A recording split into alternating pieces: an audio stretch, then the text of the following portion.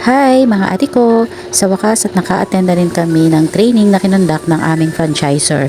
Medyo matagal na rin silang nagkakondak ng ganitong pa-training at ngayon pa lang namin talaga ito nabigyan ng atensyon at oras.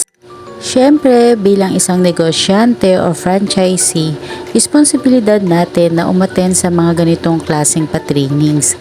Unang-una, marami tayong matututunan sa mga ito, mga detalyeng pwedeng makatulong sa iyo para mas mapalago mo pa ang business mo. Sa mga bago ko pong followers, magpo 4 years na rin po akong franchisee ng isang milk tea shop. Familiar naman po siguro kayo sa Big Brew. Kung hindi pa, labas lang po kayo sa kanto nyo kasi bawat kanto na po ata ng barangay ngayon ay may Big Brew milk tea shop. Kung interesado po kayo sa franchisee business or sa milk tea business, comment lang po kayo dyan sa baba at gawa natin ng content yan. O ayan, at lunchtime na muna. Nga pala Big Brew, saan po ba kayo nagpapakater ng food nyo at napakasarap ng pagkain? Kahit simpleng chop suey lang po yan napakalasa po. Nag-start ang training ng 8 AM at nag-provide din pala sila ng breakfast. Akala nga namin yung pagkain na binigay ay pang lunch na, kaya hindi na muna namin kinain. Yung pala ay pang breakfast yun at iba pa yung pang lunch. O diba. Pre-training na siksik sa learnings plus free food at the best part pa dito talaga ay yung unlimited coffee nila. Yun ang pinaka the best syempre.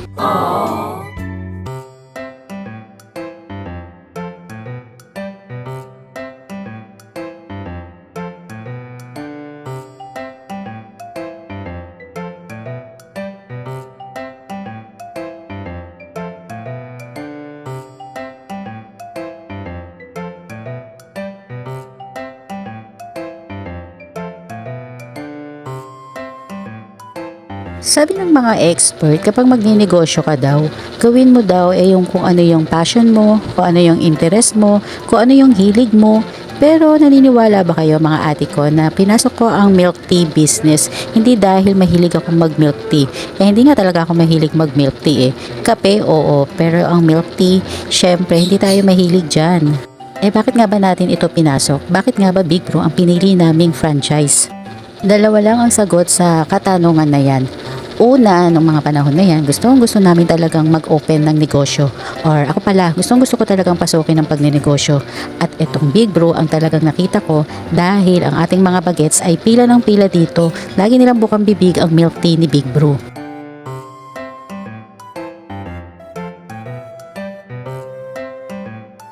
Yes, destiny talaga dahil sa dami naming inisip, sa dami naming attempt na negosyo, kay Big Brew talaga kami bumagsak. Alam nyo mga ate ko, ang franchising business ay talagang hindi biro at hindi rin naman isang joke. Oops, parang parehas lang yun Lalo na nga kung first time mo siyang gagawin, wala kang experience, wala kang personal knowledge, ang meron ka lang ay yung will and lakas ng loob. At syempre, ang pinaka-importante ang suporta. Wala namang hindi kakayanin gawin kung makakakuha ka talaga ng full support. Coming into 4 years dito sa business na ito, ay nako, bakit hindi pa din ako mayaman? Marami pa siguro kung dapat matutunan at isaalang-alang. Ang mahalaga siguro ngayon na dapat ko ring isipin ay kahit papano nakakatulong ako sa mga staff namin. Yan pa lang success na tayo doon. Pero ganoon naman talaga ang pagninegosyo, lalo na nga at small entrepreneur lang tayo. Dadanasin mo talaga ang mga ups and downs. Bawal sumuko at may mga taong umaasa sa atin.